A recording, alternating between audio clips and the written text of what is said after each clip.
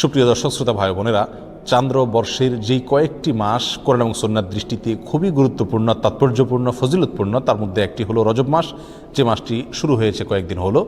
আবার একই সঙ্গে আমাদের মুসলমানদের সমাজে ইসলামের নামে বানোয়াট, ভিত্তিহীন এবং ভুয়া যেসব আমল প্রচলিত আছে এবং কুসংস্কার, বেদাত প্রচলিত আছে যে মাসগুলোতে সবচেয়ে বেশি, তার ভেতরে একটিও হলো এই রজব মাস।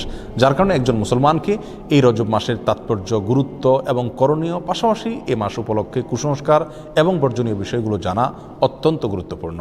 রজব মাসের ফজিলত এবং তাৎপর্যের একটি মাত্র পয়েন্ট এবং বিষয় আছে, তা হলো এই মাসটি সম্মানিত 4 মাসের একটি।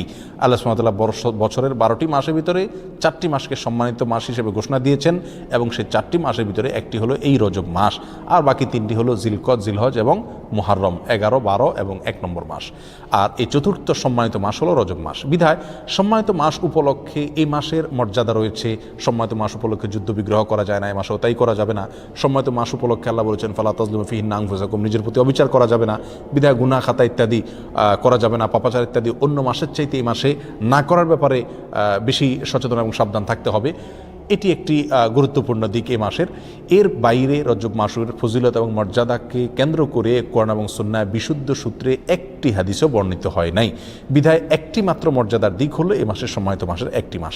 এ মাসকে কেন্দ্র করে যে সমস্ত ভুল ধারণা বা কুসংস্কার আমাদের সমাজে প্রচলিত আছে এবং সমাজে ছেয়ে আছে, তার ভিতরে প্রধান এবং সবচেয়ে বড় কুসংস্কারের বিষয় হলো অনেকেই মনে করেন রজব মাসটি হলো মেরাজের মাস এবং এই মাসের 27 তারিখে রাসূল আকরাম সাল্লাল্লাহু আলাইহি ওয়াসাল্লামের মেরাজ হয়েছে, এই ধারণা অনেক মুসলমানরা রাখেন এবং অনেকের ভিতরে এটা বদ্ধমূল আছে। শুধু তাই নয়, আমাদের সমাজে রজব মাসের চাঁদ উঠলে পত্রপত্রিকাতে, মিডিয়াতে দেখবেন যে সেখানে সংবাদের শিরোনাম করা হয় এভাবে যে পবিত্র রজব মাসের চাঁদ দেখা গিয়েছে, অতএব অমুক তারিখে শবে মেরাজ, অর্থাৎ সেই হিসাবে 27 তারিখ হয় অমুক তারিখ আর সেদিন শবে মেরাজ। অর্থাৎ রজব মাস মানেই হলো মেরাজের মাস। এ মাসের মূল প্রতিপাদ্য বিষয় হলো মেরাজ, যার কারণে এই মাসের অনেক ফজিলত এবং অনেক গুরুত্ব এবং মর্যাদা আছে বলে অনেকে মনে করে থাকেন, অথচ এর সাথে কোরআন এবং সুন্নাহর ন্যূনতম কোনো সম্পর্ক নাই। হাদিস শাস্ত্রের ইতিহাসে সবচেয়ে বড় মাপের হাদিস বিশারদদের একজন হলেন হাফেজ ইবনে হাজার আল আসকালানী রাহিমাহুল্লাহ। হাফেজ ইবনে হাজার আসকালানী রাহিমাহুল্লাহর নাম জানেন না অথবা তার ইলম থেকে উপকৃত হননি এমন একজন আলেমও সারা পৃথিবীতে খুঁজে পাওয়া কঠিন হবে। সেই হাফেজ ইবনে হাজার আল আসকালানী রাহিমাহুল্লাহ বলেছেন যে ওয়াদাকারা বাজুল কুসা আছে, কোনো কাহিনী রিসাইটার, কোনো গল্পবাজ বক্তা তারা মানুষদেরকে বলে, বা গল্পবাজ লেখক তারা মানুষদেরকে জানায় যে নবী ইসলামের মেরাজের ঘটনা নাকি রজব মাসে হয়েছে এবং রজব মাসের 27 তারিখে হয়েছে। তিনি বলেন যে ওয়াদা আলিকা কিসবুন, আর এটা মিথ্যাচার। নবী ইসলামের নামে তিনি রজব মাসের 27 তারিখে তার মেরাজ হয়েছে এরকম কোনো গ্রহণযোগ্য বর্ণনা পাওয়া যায় না। নবী ইসলামের মেরাজ হয়েছে এটি ঠিক এবং ইসরা হয়েছে সেটি কোরআন দ্বারা প্রমাণিত, বিদায় সেটাকে অস্বীকার করলে ইমানই থাকবে না, সেটি আরেক বিষয়। কিন্তু রজব মাসে হয়েছে এবং রজব মাসের 27 তারিখে হয়েছে, এর কোনো ভিত্তি, গ্রহণযোগ্য কোনো ভিত্তি কোরআন অথবা সহিহ সুন্নাহর কোথাও পাওয়া যায় না। নবী আলাইহিসসালামের মেরাজটা ঠিক কোন মাসে হয়েছে, কোন দিনে হয়েছে, কোন সময় হয়েছে, এই প্রসঙ্গে ইমাম ইবনে তাইমিয়া রাহিমাহুল্লাহ বলেছেন যে বিশুদ্ধ কোনো বর্ণনা দ্বারায় কোনো মাসের কথা নিশ্চিতভাবে জানা যায় না, কোনো দিনের কথা জানা যায় না, কোনো সময়ের কথা, তারিখের কথা জানা যায় না যে অমুক তারিখে, অমুক দিনে, অমুক মাসে নবী ইসলামের মেরাজ হয়েছে এটি নিশ্চিত, কিন্তু তার তারিখটা সংরক্ষিত নয় এবং এ বিষয়ে যতগুলো বর্ণনা পাওয়া যায় তার কোনোটি গ্রহণযোগ্য নয়। বিধায় এই মাসকে মেরাজের মাস এবং এই মাসের 27 তারিখে শবে মেরাজ এর রাত মনে করে সে রাতে বিশেষ কোনো আমল করা, এই রাতকে বিশেষ কোনো পদ্ধতিতে উদযাপন করা, এটি হলো রজব মাসের সবচেয়ে বড় বিদআত, যার সঙ্গে ইসলামী শরিয়ার কোনো সম্পর্ক নাই। সম্মানিত ভাই বন্ধুগণ, আমরা সেই আমলটাই করব সওয়াবের উদ্দেশ্যে যে আমলটি কোরআনে অথবা নবী ইসলামের হাদিসে বর্ণিত হয়েছে। এর বাইরে কোনো কিছু যদি আমরা করি সেটার নাম বিদআত হবে। বিধায় রজব মাসকে কেন্দ্র করে এই মেরাজ উদযাপন করা, শবে মেরাজ উদযাপন করা, এগুলো সবগুলো বিদআত হবে, এগুলো সবগুলো পরিত্যাজ্য হবে। আল্লাহ তাআলা আমাদেরকে বুঝার তৌফিক দান করুন। সম্মানিত ভাইয়েরা, যদি আমরা ধরেও নেই যে রজব মাসেই এবং রজব মাসের 27 তারিখে নবী ইসলামের মেরাজ হয়েছে, তারপরও একটা কথা থেকে যায়, আর তা হলো নবী ইসলামের মেরাজ হয়েছে মক্কায় এবং মক্কার শুরুর দিকে। তিনি এই মেরাজের ঘটনার পরে মক্কায় দীর্ঘদিন ছিলেন, মদিনায় দীর্ঘদিন ছিলেন, তার মৃত্যুর পরে তার সাহাবা ইকরাম দীর্ঘদিন ছিলেন। এই দীর্ঘ ইতিহাসের কখনো সাহাবা ইকরামের কেউ অথবা নবী ইসলাম স্বয়ং নিজে কখনো এই মেরাজ উপলক্ষে কোনো প্রকার আমল, রাত্রি যাপন, দিনে রোজা বা কোনোভাবে এটাকে উদযাপন করা, আলোচনা পর্যালোচনা করা বা এই ধরনের কোনো কর্মসূচি তিনি দিয়েছেন বা পালন করেছেন, এরকম কোনো কথা কোনো হাদিস থেকে পাওয়া যায় না বিশুদ্ধভাবে। অতএব এই আমলটি আমরা যারা করে থাকি রজব মাসকে কেন্দ্র করে শবে মেরাজের উদযাপনের আমল, এটি সম্পূর্ণভাবে বিদআত এবং পরিত্যাজ্য। আল্লাহ সুবহানাহু ওয়া তাআলা আমাদেরকে বুঝার তৌফিক দান করুন। এর সাথে ইসলামের শরিয়ার কোনো প্রকার সম্পর্ক নাই। রজব মাসকে কেন্দ্র করে দ্বিতীয় যে আমলটি প্রচলিত আছে আমাদের সমাজে, সেটা হলো সালাতুর রাগায়েব। এই আমলটিরও কোনো গ্রহণযোগ্য ভিত্তি কোরআন সহিহ সুন্নাহয় পাওয়া যায় না। এই আমলটি বিদআত এবং কুসংস্কারের অন্তর্ভুক্ত। অনেকেই বর্ণনা করে থাকে একটা হাদিসটি বর্ণনা করেছেন আনাস রাদিয়াল্লাহু তাআলা আনহু, যে রাসূল আকরাম সাল্লাল্লাহু আলাইহি ওয়াসাল্লাম নাকি বলেছেন যে কোনো ব্যক্তি যদি রজব মাসের প্রথম বৃহস্পতিবার দিবাগত রাতে 12 রাকাত নামাজ পড়ে, নফল নামাজ, এবং সেটা মাগরিব এশার মাঝখানে 2 রাকাত করে পড়ে, প্রথম রাকাতে সূরা ফাতিহা, এরপরে 3 বার সূরায়ে ইন্না আনজালনা ফি লাইলাতুল কদর, এরপরে 10 বার সূরা কুল হুয়াল্লাহ, সিজদাতে বিশেষ সংখ্যক তাসবিহ এবং এরপরে বিশেষ সংখ্যক দুরূদ রাসূলের প্রতি, এগুলো যদি কেউ করে তার জীবনের সব গুনাহ মাফ করে দেওয়া হবে ইত্যাদি ইত্যাদি। এটাকে সালাতুর রাগায়েব বলা হয়। প্রিয় বন্ধুগণ, এই সালাতুর রাগায়েব সম্পর্কিত এই যে হাদিসটি পেশ করা হয়ে থাকে, এটি নবী আলাইহিস সালামের কোনো হাদিসের কিতাব থেকে খুঁজে পাওয়া যায় না। এই সম্পর্কে মুহাদ্দিসিনে কেরাম একেবারে সুস্পষ্ট মন্তব্য করেছেন যে এটি জাল এবং ভিত্তিহীন। একটি টাকার নোট যখন ব্যাংক থেকে ওটাকে জাল হিসেবে চিহ্নিত করে দেওয়া হয়, এটি যেরকম অচল হয়ে যায়, এই হাদিসটিকে মুহাদ্দিসিনে কেরাম ঐক্যবদ্ধভাবে যেহেতু জাল বলে চিহ্নিত করেছেন, বিধায় এটাও অচল এবং গ্রহণযোগ্য নয়। রজব মাস উপলক্ষে তৃতীয় যে আমলটি প্রচলিত আছে তা হলো একটি দোয়া বেশি বেশি করে পড়া, আর সেটি হলো আল্লাহুম্মা বারিক লানা ফি রজব ওয়া শাবান, অর্থাৎ হে আল্লাহ, আপনি আমাদেরকে রজব এবং শাবান মাসে বরকত দান করুন, ওয়া বাল্লিগনা রমাদান, আর আমাদেরকে রমজান পর্যন্ত আপনি পৌঁছায় দিন, অর্থাৎ রমজান যেন আমরা লাভ করতে পারি। এই দোয়াটি বর্ণিত হয়েছে মুসনাদে আহমদে। আর যেই বর্ণনায় এই দোয়াটি বর্ণিত হয়েছে, সেই বর্ণনার ভিতরে একজন বর্ণাকারী আছেন যার নাম হলো জায়দা ইবনে আবি রিকাদ। এই বর্ণাকারী সম্পর্কে ইমাম বুখারী রাহিমাহুল্লাহ বলেছেন যে মুনকারুল হাদিস, তার হাদিস গ্রহণযোগ্য নয়। আর ইমাম নাসাই রাহিমাহুল্লাহ বলেছেন যে তাকে আমি চিনি না। অন্য এক কিতাবে তিনি বলেছেন সে মুনকারুল হাদিস, এবং ইবনে হিব্বান রাহিমাহুল্লাহ তার সম্পর্কে মন্তব্য করেছেন যে এই লোকের বর্ণিত কোনো হাদিস গ্রহণযোগ্য নয়। অতএব সমস্ত মন্তব্যের ভিত্তিতে এই হাদিসকেও বলা যায় এটি বিশুদ্ধ নয়। তবে যেহেতু এই দোয়ার অর্থের ভিতরে কোনো মন্দ দিক নেই, খারাপ দিক নেই, অতএব কেউ এটাকে সাধারণভাবে যদি পড়ে তাতে তেমন কোনো দোষণীয় বিষয় এটাকে বলা যাবে না, কিন্তু এটাকে নবী আলাইহিস সালামের দিকে সম্বন্ধ করা এটা বিশুদ্ধ নয়। চতুর্থত যে আমলটি রজবকে কেন্দ্র করে প্রচলিত, সেটা হলো এই মাস উপলক্ষে বিশেষ কোনো পশু জবাই করাকে অনেকে সওয়াব মনে করেন। এটি মূলত আইয়ামে জাহিলিয়াতে, ইসলাম পূর্ব যুগে প্রচলিত ছিল, যেটাকে আতিরা বলা হয়। তারা রজব মাসে বিশেষ পশু জবাই করতো, যেমন আমরা কোরবানির মাসে জিলহজ মাসে কোরবানি করে থাকি, এবং এটাকে খুব সওয়াবের কাজ মনে করতো, খুব ভালো কাজ মনে করতো। ইসলাম তাদের সেই প্রথাকে সম্পূর্ণভাবে রহিত করেছে, বিলুপ্ত করেছে। এই সম্পর্কে বহু বিশুদ্ধ হাদিস বর্ণিত আছে। বিধায় রজব মাস উপলক্ষে বিশেষ কোনো পশু জবাই করা এটাকে সওয়াবের কাজ মনে করা যাবে না। অন্য মাসে জবাই করেন সেসব এই মাসেও করেন, সেটা ভিন্ন বিষয়, কিন্তু সওয়াবের অংশ হিসাবে এই মাসে কোনো পশু জবাই করা যাবে না। রজব মাস উপলক্ষে 5 নম্বর যে আমলটি প্রচলিত আছে অথচ তার কোনো গ্রহণযোগ্য ভিত্তি ইসলামী শরীয়তে নাই, তা হলো এ মাসে বেশি বেশি নফল রোজা রাখা এবং ইতিকাফ করা। অনেকেই এটাকে খুব সওয়াবের কাজ মনে করেন যে রজব মাসে বেশি বেশি করে নফল রোজা রাখতে হবে। আর মজার বিষয় হলো বহু হাদিস বর্ণিত আছে এই রজব মাসে নফল রোজা রাখার বিষয়, তার একটিও বিশুদ্ধতার মানদণ্ডে উত্তীর্ণ নয়।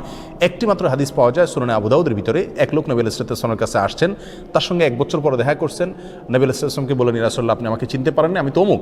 তখন তিনি বললেন, তুমি তো সে মনে হচ্ছে না, অর্থাৎ চেহারা পরিবর্তন হয়ে গেছে তোমার, তুমি এরকম পরিবর্তিত কিভাবে হলে? তখন তিনি বললেন, ইয়া রাসূলুল্লাহ, এই 1 বছরে আমি কখনো দিনের বেলায় খাবার খাইনি, অর্থাৎ আমি রোজা রেখেছি সারা বছর। তখন তিনি বললেন, তুমি নিজেকে এত কষ্ট কেন দিতে গেলে? লোকটি বলে, ইয়া রাসূলুল্লাহ, আমার অনেক শক্তি আছে, আপনি আমাকে নফল রোজার অনুমতি দিন, সুযোগ দিন। তখন নবী ইসলাম বিভিন্ন ফরম্যাটে তাকে রোজা রাখার জন্য বললেন। একটা পর্যায়ে সে বাড়াইতে আরও বাড়াইতে চাইলো, আরও বেশি রোজা রাখতে চাইলো। তখন নবী ইসলাম তাকে বললেন, তুমি সম্মানিত মাসে রাখিও, সম্মানিত মাস চলে গেলে ছেড়ে দিও রোজা, এভাবে করে রাখিও তুমি। অর্থাৎ এই হাদিস থেকে বোঝা যায় রজব মাসে যেহেতু একটা সম্মানিত মাস, সেই হিসাবে এই মাসে রোজা রাখার কথা রাসূল সাল্লাল্লাহু আলাইহি ওয়াসাল্লাম তাকে বলেছেন। এই হাদিসে মূলত তাকে স্পেশালি বলা হয়েছে, এবং সম্মানিত মাস, এটা রজবের সাথে খাস নয়।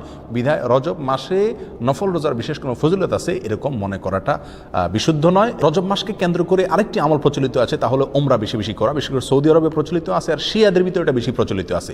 শিয়ারা গোটা রজব মাসকে কেন্দ্র করেই অনেক আনুষ্ঠানিকতা করে থাকে, যার একটা প্রভাব আমাদের সমাজে পড়েছে। কারণ শিয়াদের অনেক প্রভাব এখন আমাদের সমাজে রয়ে গেছে, যার কারণে রজব মাসকে খুব বেশি ঘটা করে আমরা অনেকেই উদযাপন করে থাকি। তার ভিতরে একটি কাজ অনেকেই করে থাকেন, তা হলো বিশেষভাবে ওমরা। মনে করেন যে রজব মাসে ওমরা করলে বেশি সওয়াব হবে, এবং এটাকে ওমরায়ে রজবিয়া বা রজব মাসের ওমরা বলা হয়। অথচ এই সম্পর্কে নবী আলাইহিস সালাম থেকে বিশুদ্ধ কোনো হাদিস পাওয়া যায় না। একটি হাদিস আছে সহিহ বুখারীতে, আব্দুল্লাহ ইবনে ওমর রাদিয়াল্লাহু আনহু বর্ণনা করেছেন। তিনি বলেছেন নবী আলাইহিস সালাম 4টি ওমরা করেছেন, এবং তার একটি ছিল রজব মাসে। তখন আম্মা জান আয়েশা রাদিয়াল্লাহু তাআলা আনহা তাকে খণ্ডন করে বলেছেন যে নবী আলাইহিস সালামের 4টি ওমরার প্রত্যেকটি ওমরায় তিনি সঙ্গে ছিলেন, তার কোনো ওমরা রজব মাসে ছিল না। অতএব সহিহ বুখারীর এই সুস্পষ্ট হাদিস থেকেও বোঝা গেল রজব মাসে ওমরা করার বিশেষ কোনো ফজিলত নেই। অন্য মাসে কেউ ওমরা করে সেই হিসাবে এই মাসেও করতে পারে। যেমনিভাবে রজব মাসে রোজারও বিশেষ কোনো ফজিলত নেই, কিন্তু অন্য মাসে কেউ 13, 14, 15 চাঁদের এই তারিখগুলোতে অথবা সম্বিশুদ্ধ বা রোজা রাখে, সেই হিসাবে কেউ রোজা যদি রাখে এটা ভিন্ন কথা, কিন্তু রজব হিসাবে যদি কেউ রাখে তাহলে সেটা বিদআত হবে। রজব মাসকে কেন্দ্র করে অনেক জাল এবং ভিত্তিহীন হাদিসে বর্ণিত হয়েছে। তার ভিতরে একটি হলো রজব আল্লাহর মাস, শাবান রাসূলের মাস, আর রমজান হলো তার উম্মতের মাস। এরকম একটা হাদিস অনেকে বর্ণনা করে থাকেন। এই হাদিসকে হাফেজ ইবনে হাজার আসকালানি রাহিমাহুল্লাহ বলেছেন, এই হাদিসের বর্ণনাকারীদের ভিতরে আবু বকর আন-নাক্কাশ নামে একজন বর্ণনাকারী আছেন, যে লোকটি মিথ্যুক এবং রাসূল সাল্লাল্লাহু আলাইহি ওয়াসাল্লাম নামে হাদিস বানানোর ক্ষেত্রে সে বিখ্যাত। আর তার সম্পর্কে অন্যান্য মুহাদ্দিসিন ইকরামের অনেকে আরও অনেক মন্তব্য করেছেন। তার ভিতরে ইমাম সৈয়দ রহমতুল্লাহ আল্লাহ মাসনুআর ভিতরে ইমাম সানানী রাহিমাহুল্লাহ মওযুআত নামক কিতাবে তার সম্পর্কে একই মন্তব্য প্রায় করেছেন। বিধায় এটিও জাল এবং ভিত্তিহীন হাদিস। অনেকে রজব মাস সম্পর্কে আরেকটা হাদিস বর্ণনা করে থাকেন, অনেক খুতবাতে অনেক আলোচনাতে আমরা অনেক হয়তো শুনে থাকবো, যে কোরআনের মর্যাদা সকল জিকিরের মধ্যে যেরকম শ্রেষ্ঠ, এরকম সকল মাসের ভিতরে রজব মাসের মর্যাদা শ্রেষ্ঠ। এই হাদিস যারা বর্ণনা করে থাকেন, এই হাদিস প্রসঙ্গেও হাফেজ ইবনে হাজার আসকালানি রাহিমাহুল্লাহ এবং অন্যান্য হাদিস বিশারদ, বিশেষ করে জাল হাদিস বিশেষজ্ঞ উলামা ইকরামের অনেকেই বলেছেন যে হাদিসের বর্ণনাকারীর ভিতরে সিক্তি নামে একজন বর্ণনাকারী আছেন, আর এই বর্ণনাকারী, এই লোকটি জাল হাদিসের বিখ্যাত বর্ণনাকারী, অর্থাৎ রাসূল সাল্লাল্লাহু আলাইহি ওয়াসাল্লামের নামে মিথ্যা হাদিস বর্ণনা করার ক্ষেত্রে তার বিশাল খ্যাতি রয়েছে। এই সম্পর্কে রিজাল শাস্ত্রে একেবারে চিহ্নিত এই লোক, যার কারণে এই বর্ণনাটাও ভিত্তিহীন, জাল এবং বানোয়াট, ভুয়া রাসূল সাল্লাল্লাহু আলাইহি ওয়াসাল্লামের নামে মিথ্যা হাদিস। রজব মাস সম্পর্কে আরেকটি জাল বা ভিত্তিহীন হাদিস আছে, তা হলো রজব মাসে যে ব্যক্তি 3টি রোজা রাখবে আল্লাহ তাআলা তার আমলনামায় 1 মাস রোজার সওয়াব দিবেন, আর যে ব্যক্তি 60টি রোজা রাখবে আল্লাহ তাআলা তার জন্য জাহান্নামের 60টা দরজা বন্ধ করে দিবেন। এরকম একটা হাদিস অনেকে বর্ণনা করে থাকেন, এবং এই হাদিসকে জাল হাদিস সমগ্রের যত বই আছে, জাল হাদিসের কালেকশনের যত বই আছে, তার সমস্ত কিতাবেই এই হাদিসটি স্থান পেয়েছে। ইবনুল জাওজি রাহিমাহুল্লাহ আল মাওযুআত কিতাবে, সৈয়দ রাহমাতুল্লাহ তাআলা আল মুসনাআ কিতাবে, শাওকানি রাহিমাহুল্লাহ ফাওয়াইদুল মুজমুআ কিতাবে, এবং তাবয়িনুল আজাব কিতাবে ইবনে হাজার আসকালানি রাহিমাহুল্লাহ, এভাবে সমস্ত প্রায় জাল হাদিসের যে কিতাবগুলো আছে সেগুলোতে এই হাদিসটা স্থান পাইছে, অর্থাৎ এই হাদিসটি জাল এবং ভিত্তিহীন। এভাবে রজব মাসকে কেন্দ্র করে আরও অনেক জাল, ভুয়া এবং ভিত্তিহীন হাদিস আমাদের সমাজে প্রচলিত আছে। তার ভিতরে আরেকটা হলো, যে ব্যক্তি রজব মাসে রোজা রাখবে এবং 4 রাকাত নামাজ পড়বে, আল্লাহ সুবহানাহু ওয়া তাআলা জান্নাতে তার জন্য যে আসন রেখেছেন, তার যে মাকাম হবে, সেটা না দেখে তার মৃত্যু হবে না, অর্থাৎ দেখে তারপর মৃত্যু হবে। এই হাদিসটাও জাল এবং ভিত্তিহীন, বানোয়াট। এর সঙ্গে ইসলামী শরীয়তের কোনো সম্পর্ক নাই। ইমাম শাওকানি রাহিমাহুল্লাহ আল ফাওয়াইদুল মুজমুআ কিতাবে হাদিসকে জাল বলে চিহ্নিত করেছেন। ইবনুল কাইয়িম আল জাওজি রাহিমাহুল্লাহ আল মাওযুআত কিতাবে এটাকে জাল বলে চিহ্নিত করেছেন, এবং অন্যান্য কিতাবেও চিহ্নিত হয়েছে। বিধায় এটাও জাল এবং ভিত্তিহীন। সম্মানিত ভাই বন্ধুগণ, রজবকে কেন্দ্র করে আরও একটি ভুয়া আমল ইদানিং আমাদের সমাজে প্রচলিত বেশ কয়েক বছর থেকে দেখা যায়, এবং সামাজিক যোগাযোগের মাধ্যমে খুব বেশি প্রচলিত দেখা যায়। তা হলো, অনেকে বলে থাকেন, অনেকে মেসেজ পাঠিয়ে থাকেন, ইনবক্স করে থাকেন, যে রমজান অমুক তারিখে হবে, এই সংবাদ যদি আপনি এতজন লোককে দেন তাহলে আপনার জন্য জান্নাত ওয়াজিব হবে, ইত্যাদি ইত্যাদি। এটি আমাদের মূর্খতার একটা বড় প্রমাণ। আমরা কোরআন ও সুন্নাহ থেকে যে কত দূরে সরে গেছি, যে কোনো কথা, মুখরোচক কথা শুনলে আমরা সেটাকে গিলে খাচ্ছি ইসলামের নামে, এটার একটা বড় প্রমাণ হলো এই ঘটনাকে আমরা অনেকেই খুব গুরুত্বের সাথে দেখি, এবং এই মেসেজকে আমরা অনেকে চালাচালি করে থাকি। প্রিয় বন্ধুগণ, রমজানের সংবাদ কাউকে দিলে তার জন্য কোনো ফজিলতের কথা, কোনো মর্যাদার কথা কোরআন ও সুন্নাহর কোথাও বলা হয়নি। যারা এই মেসেজকে প্রচার করেন তারা আল্লাহ এবং তার রাসূলের নামে মিথ্যাচার করছেন, আর যারা মিথ্যাচার করছেন নবী সাল্লাল্লাহু আলাইহি ওয়াসাল্লাম বলছেন তাদের ঠিকানা জাহান্নাম। বিধায় এই ধরনের মেসেজকে আমরা ফরওয়ার্ড করব না, এবং এগুলোকে ইগনোর করব। এর সাথে ইসলামী শরীয়তের কোনো সম্পর্ক নাই। সর্বসাকুল্যে আমরা খোলাসায় সামারিতে বলতে পারি, রজব মাসের বিশেষ কোনো ফজিলত এবং মর্যাদা নেই সম্মানিত 4 মাসের একটি, এই কথা ছাড়া। এ মাস উপলক্ষে বিশেষ একটি আমলের কথাও কোরআন এবং সুন্নাহ বর্ণিত হয় নাই, এবং এ মাস উপলক্ষে বিশেষ কোনো রোজা, বিশেষ কোনো উমরা, বিশেষ পদ্ধতিতে সালাত, এমনকি বিশেষ যে আমলটি আমাদের সমাজে সবচেয়ে জলবায়ু প্রচলিত আছে, মেরাজের রাত্রি উদযাপন করা, সে রাত্রে জেগে ইবাদত করা, দিনে রোজা রাখা, এর একটি জিনিসও নবী আলাইহিস সালাম থেকে প্রমাণিত নয়। আর নবী আলাইহিস সালাম থেকে যেটি প্রমাণিত নয়, সেটা দেখতে যতই ভালো দেখা যাক না কেন, তার কোনো সওয়াব আমরা পাবো না। এটা বিদআত হিসাবে গণ্য হবে, আর বিদআতের ঠিকানা জাহান্নাম। আমরা অনেকেই বলে থাকি যে মানুষ এমনি মসজিদে আসে না, নামাজে আসে না, এক উসিলা যদি শবে মেরাজ উপলক্ষে মসজিদে আসে, আপনারা বাধা দিয়ে মসজিদ থেকে বের করে লাভ কি? তারা তো গান গাচ্ছে না, হারাম কাজ করছে না। যে সমস্ত ভাইরা এটা বলেন, 2 কারণে তাদের সঙ্গে আমরা একমত হতে পারবো না। নাম্বার 1, বিদআত কাকে বলা হয়? ভালো কাজ, দেখতে ভালোই মনে হচ্ছে, কিন্তু কোরআন এবং সুন্নাহ এটা করতে বলা হয়নি, এটার নাম বিদআত, আর এই বিদআতের ঠিকানা জাহান্নাম। বিধায় এই কাজটি সেই সংজ্ঞার মানদণ্ডে বিদআতের ভিতরে অন্তর্ভুক্ত হবে। বিধায় এটা করলে সওয়াব হবে না, বরং গুনাহ হবে, যদিও দেখতে ভালো দেখা যাচ্ছে। দ্বিতীয়ত, শবে মেরাজ উপলক্ষে মানুষ আসে, উপলক্ষে সংশোধন হয়ে যাবে, যারা এরকম ধারণা করেন তারা ভুলের স্বর্গে বাস করছেন। কারণ শবে মেরাজ উপলক্ষে মসজিদে এসছেন এবং এই বেদাতি পদ্ধতিতে জিকির ইবাদত বন্দেগী করছেন, এরপরে সারা জীবনের জন্য সংশোধিত হয়ে সারা বছর মসজিদে আসা ধরছেন, নামাজ পড়ছেন, এরকম একটি লোকও খুঁজে পাওয়া যাবে না। বিধায় এই বেদাত দিয়ে কোনোদিন মানুষের সংশোধন হবে না। এই বেদাতকে আমরা বর্জন করি। সারা দেশে জোরালোভাবে আমাদের সমাজে সবচেয়ে জোরালোভাবে যে কয়েকটি বিদআত প্রচলিত আছে তার ভিতরে একটা হলো এই মেরাজ উদযাপন এবং মেরাজ উপলক্ষ বিশেষ আমল। আল্লাহ সুবহানাহু ওয়া তাআলা আমাদের সকলকে রজব মাসকে কেন্দ্র করে যে সমস্ত বিদআত আছে, কুসংস্কার আছে, এগুলো থেকে বেঁচে থাকার তৌফিক দান করুন।